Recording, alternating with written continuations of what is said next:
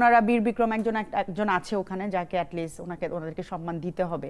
আমার কাছে এই জিনিসটা ভালোই লেগেছে ওনার হওয়াতে। রাজনীতি সবসময় যে আমাদেরকে উপকার করে ব্যাপারটা তা নয়, লক্ষ্য থাকে উপকার করা। আজকের সংসদে আমরা বেশ কিছু বিষয় দেখেছি। নতুন সংসদ, আপনার দেখে কি মনে হচ্ছে একজন সাধারণ নাগরিক হিসেবে?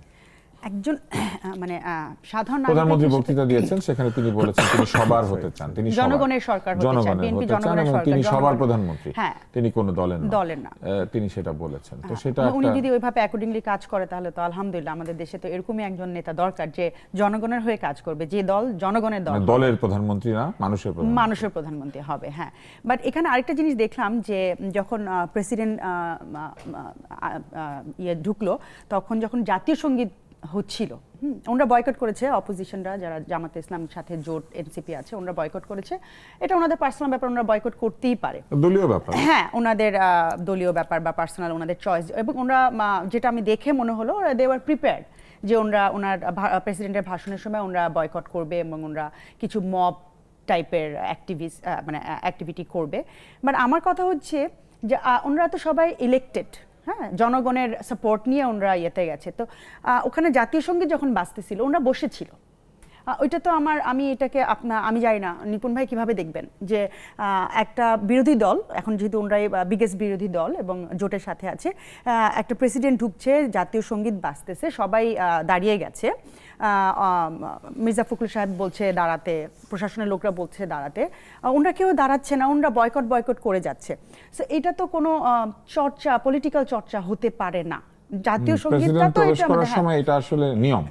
জাতীয় সঙ্গীত বাজবে, জাতীয় সঙ্গীত শেষ হলে সবাই বসবে, উনিও বসবেন। আমার দেশ, আমার পতাকা, আমার সঙ্গীত, এটাকে তো আমার রেসপেক্ট করতে হবে। এটা তো কালচারাল, ইটস নট যে এটা ন্যাশনাল জিনিস, ইটস ইন্টারন্যাশনাল কালচার যে আপনি জাতীয় সঙ্গীত হলে আপনি দাঁড়াবেন। ওখানে আমি দেখলাম অনলি হাসনাত আবদুল্লাহ ফার্স্ট ইনিশিয়েটিভটা নিয়েছে দাঁড়ানোর জন্য, আমি পরে দিয়েছি, এবং তারপরে ওরা বয়কট করেছে। বাট এই প্রেসিডেন্টটি কিন্তু লাস্ট 1.5 বছরে 133টা অধ্যাদেশ ইনক্লুডিং জুলাই সনদ উনি সাইন করেছে, তখন তাদের কোনো প্রবলেম ছিল না, they were perfectly alright with that.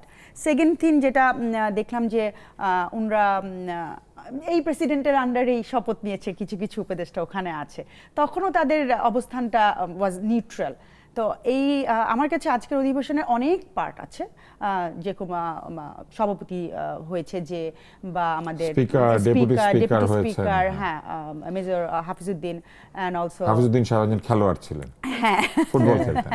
But আমার একটা জিনিস ভালো লেগেছে, অ্যাটলিস্ট জামাত ইসলাম দল, আমি জানি আমার বলা উচিত কি উচিত না, বাট আমরা তো এটাকে রাজাকার দল ছোটবেলা থেকেই আমরা ট্যাগ করে, আপনি আপনার রাজনৈতিক মতামত দিতে পারবেন। হ্যাঁ, সো ওইখানে অ্যাটলিস্ট ওনারা বীর বিক্রম একজন আছে ওখানে, যাকে অ্যাটলিস্ট ওনাদেরকে সম্মান দিতে হবে। আমার কাছে এই জিনিসটা ভালোই লেগেছে ওনার হওয়াতে। সো বেস্ট, আপনি একজন মুক্তিযোদ্ধাকে স্পিকারের পদে দেখে আপনি খুশি আমার কাছে হয়েছেন, ভালো বীর লেগেছে, বিক্রমকে দেখে আমার কাছে ভালো লেগেছে। একই সাথে উনি খেলোয়াড়, ফুটবল খেলতেন, অনেক মেজাজি খেলোয়াড় ছিলেন, মাঝে মাঝে রেফারিদেরকে ধরে খানিকটা সাহায্য করতেন। ওইটা আমি জানতাম না, বাট এখন জানলাম। বাট ওনার যখন আমি দেখেছি উনি বীর বিক্রম উপাধিতে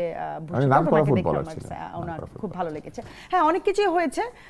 যখন আমি দেখলাম যে ওনাদেরকে ভেতরে যাওয়ার সময় জিজ্ঞেস করছিল যে আপনাদের অবস্থান কি হবে প্রেসিডেন্টকে নিয়ে, তখন তারা বললো যে আমরা দেখি কি হয়, কি করব না করবো, এবং পরে ওনারা প্ল্যাকার্ড নিয়ে বুঝলাম যে ওরা দিতে পারে pre plan and everything. So জানি না, এটাই আমার কাছে এটা খুব উইয়ার্ড লেগেছে।